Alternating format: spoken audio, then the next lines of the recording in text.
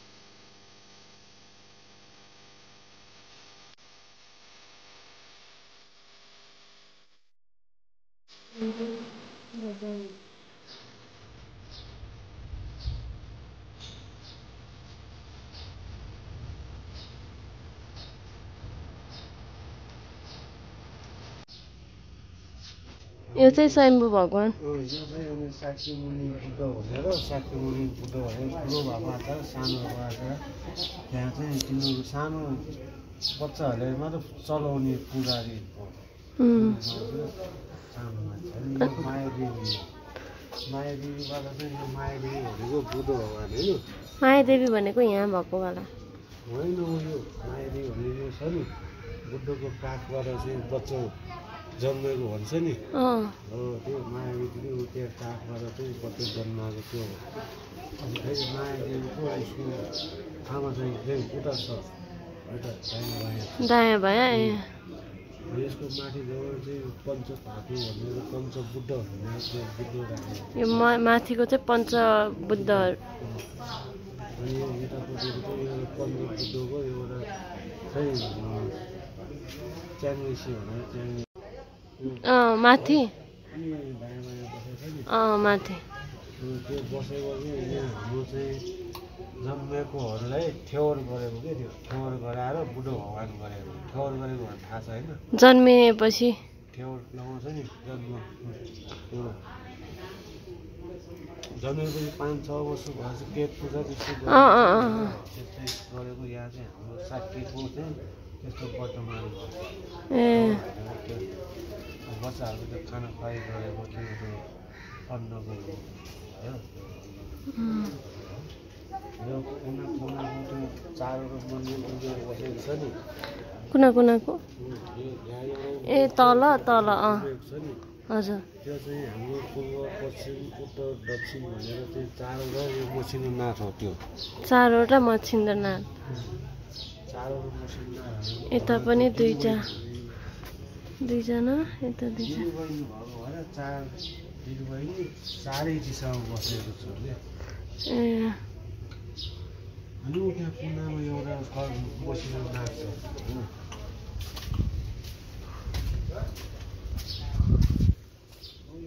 त्यो यहाँबाट कुनामा देखेको छ नि है उता त्यो कुनामा त्यो पनि मसिनो नाथ हो होइन त्यो चाहिँ पूर्व हेरिरहेछ होइन पूर्व पश्चिम अनि भनेको उसले के भनेको भने तपाईँको जिउ ढाड खुट्टा जहाँ जहाँ दुखिन्छ नि होइन उसले चाहिँ अमृत दिइरहेको त्यो अमृतमा चाहिँ यसो छानेर अनि जहाँ जहाँ दुखिन्छ त्यहाँ डल्ने हो त्यहाँ अमृत दिएर यहाँ चाहिँ उहाँले अमृत दिनुभएको अरे हो यहाँको अमृत जहाँ जहाँ दुख्छ त्यहाँ त्यहाँ लगायो भने चाहिँ इट्स बिलिभ कि निको हुन्छ